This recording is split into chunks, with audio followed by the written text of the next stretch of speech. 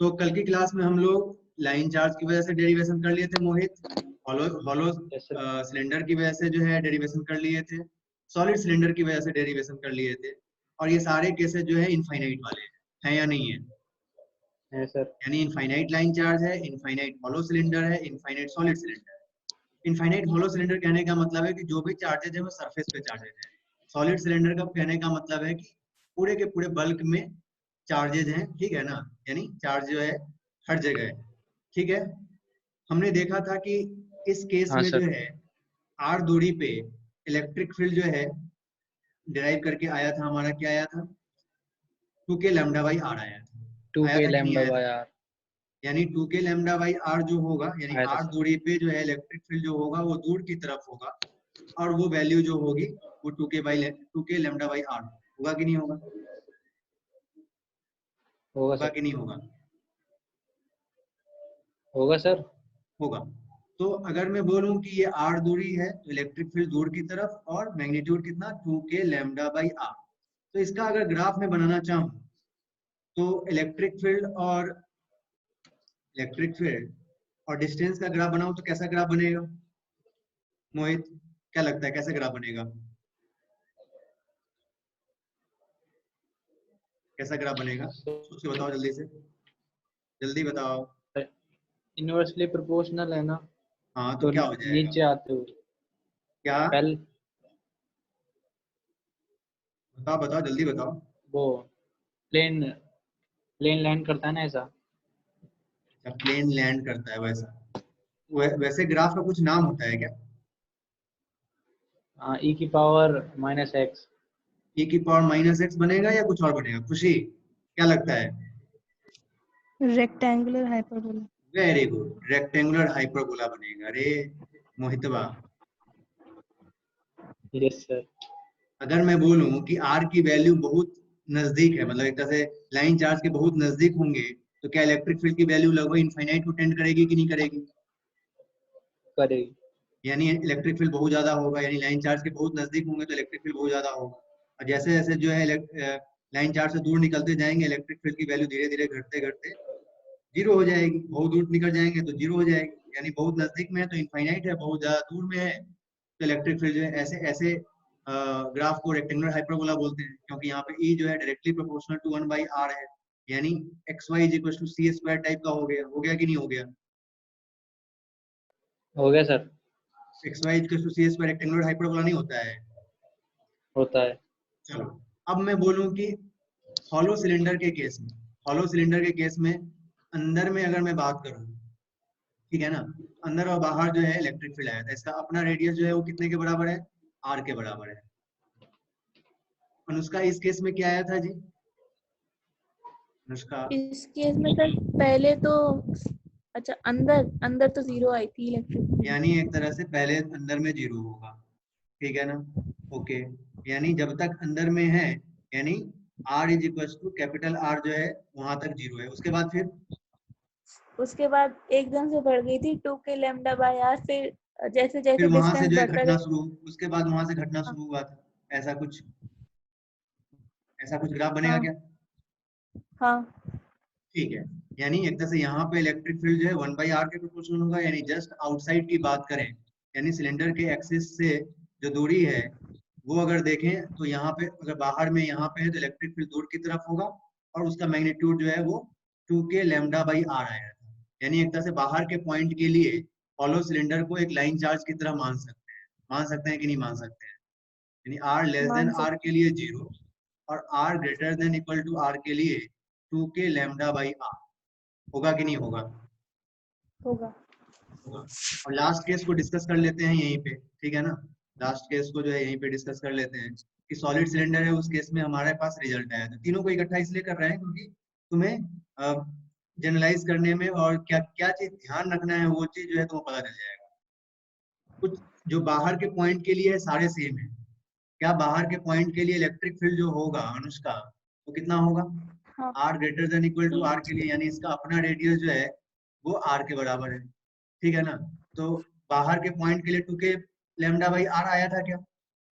हाँ और अंदर के पॉइंट के लिए अगर मैं बोलूँ क्या आएगा, तो आर लेस देन वो आर के लिए जो आया था वो आया था रो आर अपॉन में 2 एप्सिलॉन नॉट, आया था क्या? हाँ तो अगर मैं बोलूं कि अंदर में जो है इलेक्ट्रिक फील्ड जो है डायरेक्टली प्रोपोर्शनल टू आर है, तो यानी स्ट्रेट लाइन बनेगा, बनेगा कि नहीं बनेगा? हाँ तो बना देता हूँ, स्ट्रेट लाइन बना देता हूँ, ठीक है ना? यानी जब तक अंदर में है तब तक जो है इलेक्ट्रिक फील्ड ऐसा होगा, और जैसे ही बाहर निकलेंगे उसका बिहेवियर सेम हो जाएगा। हो जाएगा कि नहीं हो जाएगा? हो जाएगा। यानी एक तरह से घटते घटते फिर से जो है वही आ गया। यानी एक तरह से मैं अगर बोलूं कि यहाँ तक जो है ग्राफ यहाँ भी वैसा ही है, और एक तरह से अगर मैं बोलूं कि कुछ दूरी तक, कुछ दूरी के बाद जो है अगर कंसीडर करें तो एक तरह से यहाँ भी जो ग्राफ का नेचर है वो वैसा ही है, ठीक है ना? जैसा यहाँ पे है और जैसा यहाँ पे है। बस बस सॉलिड सिलेंडर में क्या है कि अंदर के लिए electric field directly proportional to r है, और बाहर के लिए जो है इनवर्सली प्रोपोर्शनल टू आर है। और हॉलो सिलेंडर में जो है सारे इलेक्ट्रिक फील्ड वेक्टर्स एक दूसरे को कैंसिल आउट कर देंगे, तो अंदर के किसी भी पॉइंट पे जो है जीरो हो जाएगा। हो जाएगा कि नहीं हो जाएगा? हो जाएगा। हाँ, तो इसको जो है अच्छे से नोट कर लीजिए, फिर अपन आगे बढ़ते हैं, ठीक है ना? लाइन चार्ज के केस में जो है लाइन चार्ज के बहुत नजदीक में जब बात करेंगे तो इनफाइनाइट होगा, यानी लाइन चार्ज के जस्ट बगल में जो है इलेक्ट्रिक फील्ड का मैग्नीट्यूड बहुत ज्यादा होगा, और वही बहुत ज्यादा मैग्नीट्यूड धीरे धीरे दूर जाते जाएंगे तो घटते जाएगा। ये दूरी जो है यहाँ से यहाँ तक की दूरी आर है, ठीक है? तो आर दूरी पे 2k लैम्डा बाय आर, यानी बाहर के पॉइंट के लिए हर जगह फॉर्मूला वही आया है, ठीक है? बाहर के पॉइंट के लिए 2k लैम्डा बाय आर यहाँ भी आया है, यहाँ भी 2k लैम्डा बाय आर आया है, और लाइन चार्ज के लिए तो 2k लैम्डा बाय आर होता ही है। यानी एक तरह से solid cylinder, hollow cylinder, line charge, इस तीनों को जो है आउटसाइड पॉइंट के लिए जो है सेम माना जा सकता है, ठीक है? इसको अच्छे से नोट कर लीजिए, फिर आगे बढ़ते हैं।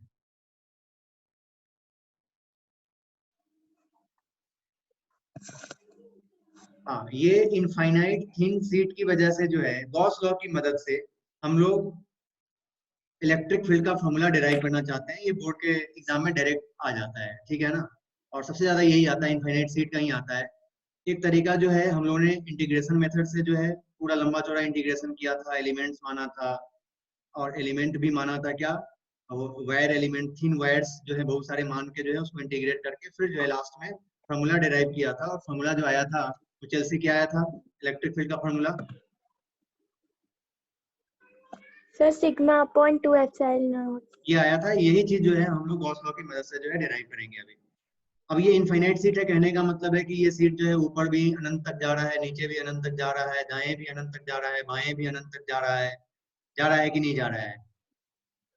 यस सर जा रहा है। तो मैं क्या बोल रहा हूँ कि हमेशा आपको एक गॉस लॉ को अप्लाई करने के लिए गॉसियन सरफेस लेना पड़ता है। तो मैं गॉसियन सरफेस कुछ ऐसा लेता हूँ, सिलेंड्रिकल लेता हूँ, ठीक है ना?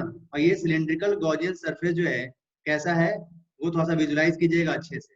और यही ऐसे ही डायग्राम जो है आपको जो है नोट्स भी बनाना है, और बोर्ड के पेपर में भी ऐसे ही डायग्राम बनाना है, ठीक है? बुझाया कि नहीं बुझाया? बुझाया सर। हाँ, तो ये सिलेंड्रिकल गॉसियन सरफेस है, और ये कैसा सरफेस है ध्यान से देखिएगा। मैं क्या कर रहा हूँ कि एक तरह से इस सिलेंडर से इस थिन सीट को जो है मैं पंच कर रहा हूँ। पंच कर रहा हूँ तो क्या होगा कि पंच करने के दौरान जो है क्या हमें इस थिन सीट का जो है एक पार्ट जो है वो इस गॉसियन सरफेस के अंदर आ जाएगा क्या? सोचो जरा। Yes sir. Yes sir. समझ में आया कि एक जो है सिलेंडर लेके आया और आते गया आते गया आते गया और इसको पंच कर दिया, और जो है पंच कर दिया तो एक तरह से मैं और अच्छे से विजुलाइज करवाता हूँ तुम्हें, ठीक है ना? सेम रेडियस का उधर भी एक तरह से एक क्रॉस सेक्शन बनेगा, ठीक है ना? वो भी बना देते हैं अपन, ठीक है? इसको मिटा देता हूँ।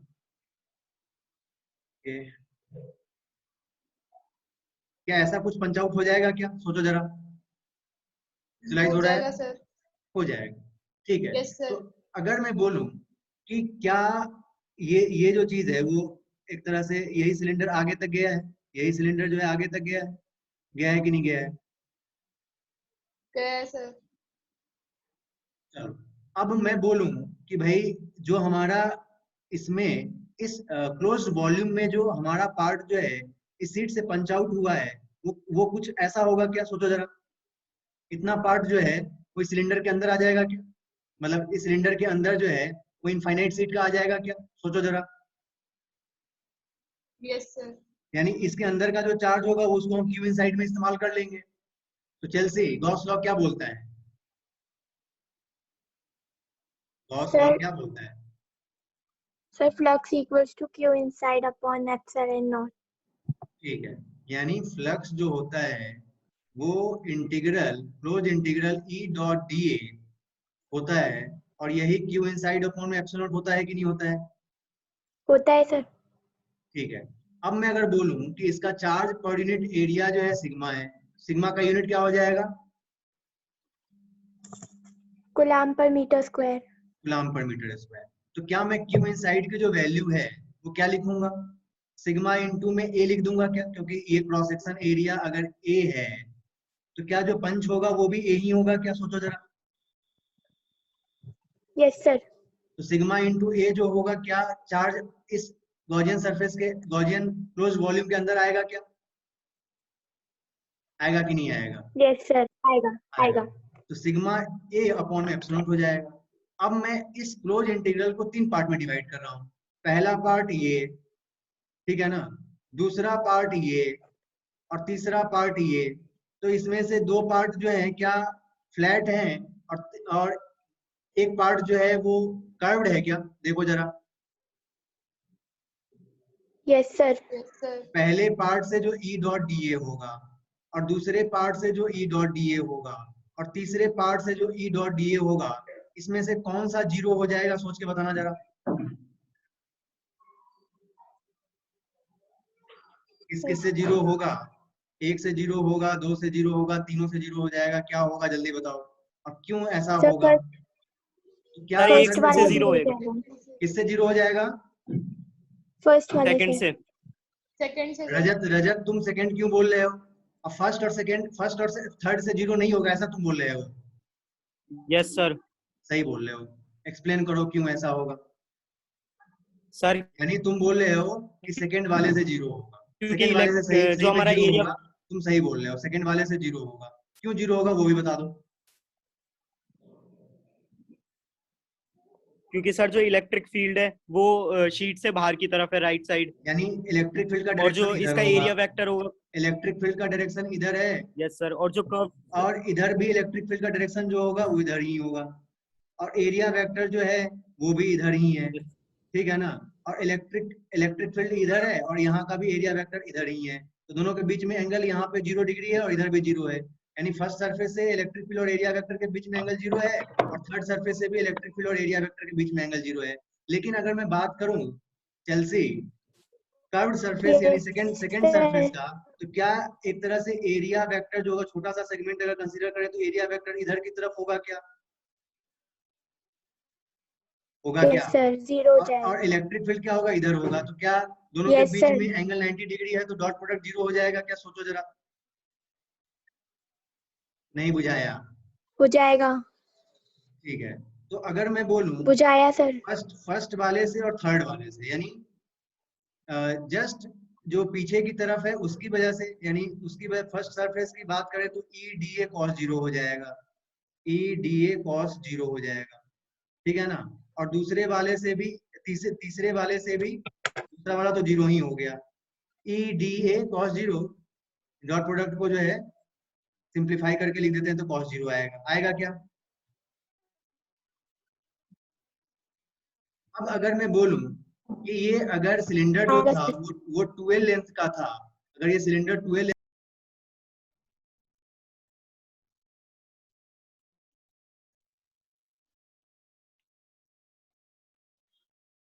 क्या हुआ सर? हाँ